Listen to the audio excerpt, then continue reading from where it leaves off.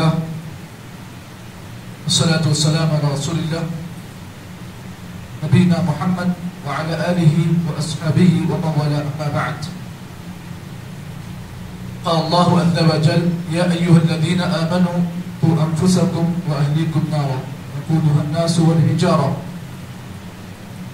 وعن ابن عمر رضي الله تعالى عنهما عن النبي صلى الله عليه وسلم قال كلكم راع وكلكم مسؤول عن رعيته والأمير راع والرجل راع على أهل بيته والمرأة راعية على بيت زوجها وولده فكلكم راع وكلكم مسؤول عن رعيته رواه متفق عليه.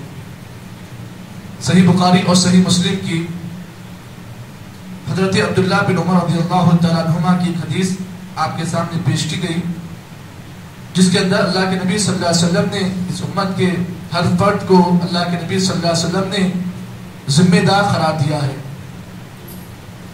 اس امت کا ہر آدمی ذمہ دار ہے اور اللہ تعالیٰ نے ہر ایک کی ذمہ داری کے الگ الگ ڈپارٹمنٹس اللہ نے بنائے ہیں. نبی اکرم صلی اللہ علیہ وسلم کی حدیث میں اللہ کے نبی صلی اللہ علیہ وسلم نے فرمایا کلکم راعٍ، لوگوں تم میں کا ہر آدمی ذمہ دار ہے، وکلکم مسئول عن رعیتہ، اور قیامت کے دن تم میں سے ہر ایک ذمہ دار کو اس کے ذمہ داری کے بارے میں پوچھا جائے گا. اب آپ نے ذمہ داروں کی الگ الگ آپ نے نشاندہی کی. اللہ کے نبی نے فرمایا والامیر راع، قوم کا حاکم، قوم کا حکمران، جماعت و جمعیت کا ذمہ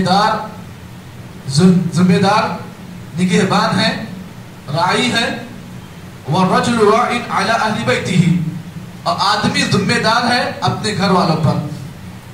یعنی مطلب یہ ہے کہ ایک آدمی ہے جو گھر کا مکھیا ہے، گھر کا ذمہ دار ہے، جتنے ماتحتین اس کے گھر کے اندر آتے ہیں سب اس کے ذمہ داری میں ہیں.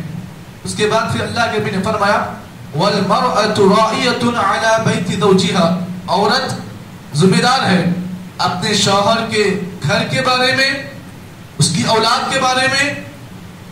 عورت ذمہ دار ہے، کل کے دن قیامت کے دن اس سے اس کی ذمہ داری کے بارے میں پوچھا جائے گا. اس کے بعد پھر آپ نے فرمایا الا فکلکم راع، خبردار تم میں ہر آدمی ذمہ دار ہے اور قیامت کے دن ہر ایک کو اس کی ذمہ داری کے بارے میں پوچھا جائے گا. اس حدیث کو امام بخاری اور مسلم نے روایت کیا.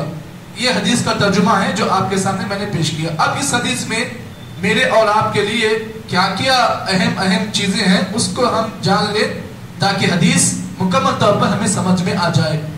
اللہ کے نبی نے اس حدیث کے اندر سب سے پہلی بات جو بیان کی وہ یہ ہے کہ اس امت کا ہر آدمی ذمہ دار ہے، ہر ایک کو اس کی ذمہ داری کے بارے میں کل کے دن قیامت کے دن پوچھا جائے گا.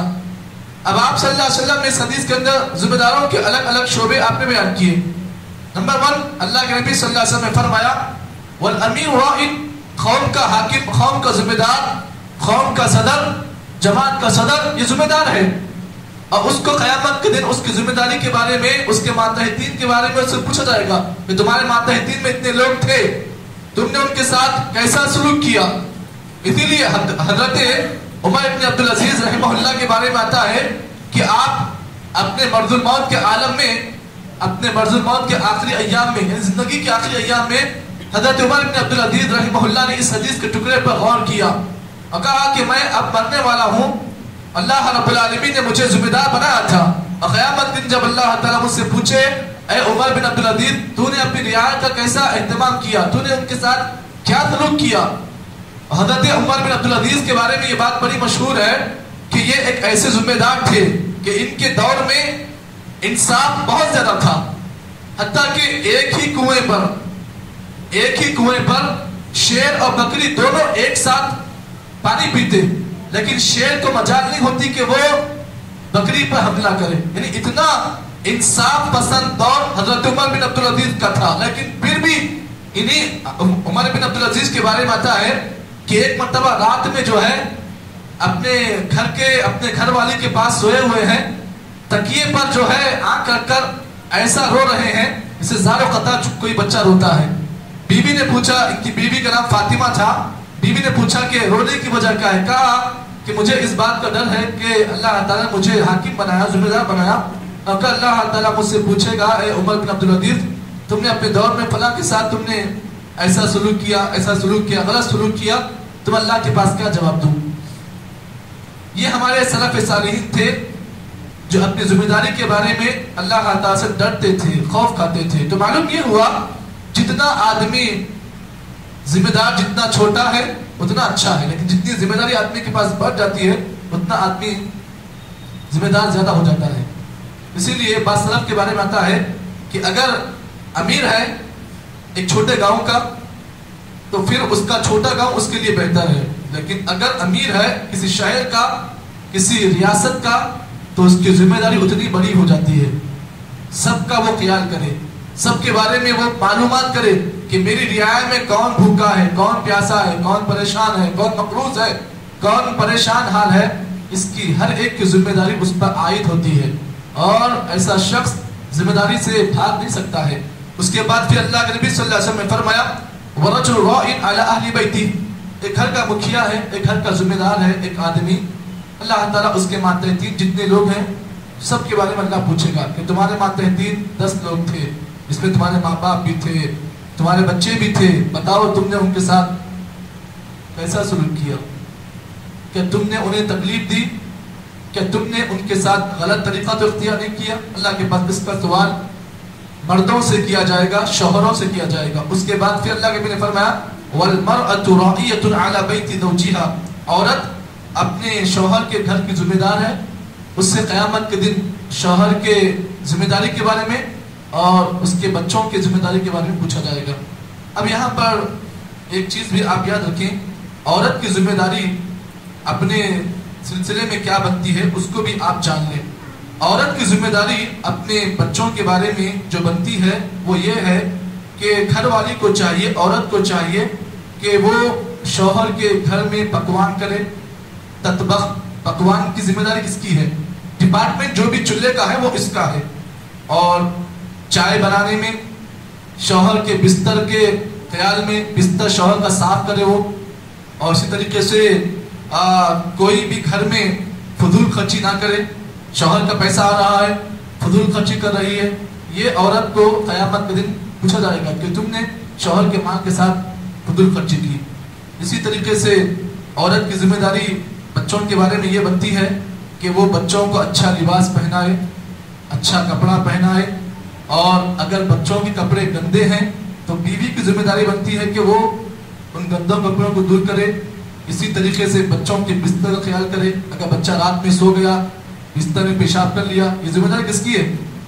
मर्द की है जी, औरत की है ना।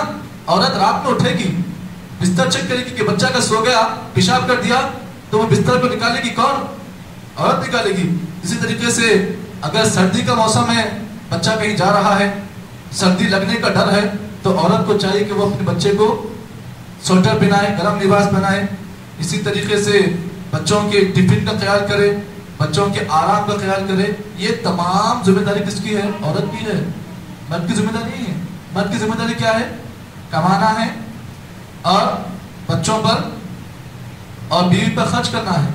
अब बकिया जो डिपार्टमेंट्स है, चाहे वो चूल्हे के हो, चाहे वो बिस्तर के हो, चाहे ये औलाद के जो भी मसाइल हो, इसमें जिम्मेदारी औरत की है। लेकिन यहाँ पर मसला उल्टा है।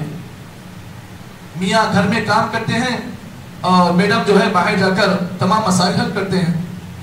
अब ये बेचारा मियाँ साहब जो है घर में बच्चों का भी ख्याल करना, बच्चों के कपड़े भी निकालना, रात में बच्चों की खिदमत भी करना।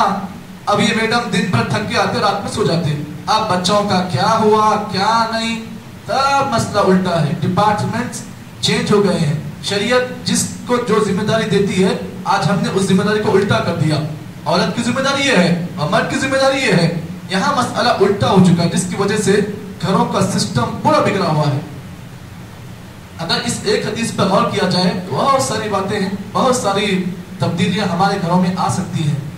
अगर मैंने आपके सामने कुछ बातें बयान की हैं, अल्लाह से दुआ है कि अल्लाह जितनी बातें कही गई हैं सही माने में अल्लाह ताला عمل کی توفیق عطا فرمائے. سبحان اللہ و بحمدہ سبحانک اللہم و بحمدک نشہد ان لا الہ الا انت نستغفرک و نتوب الیک.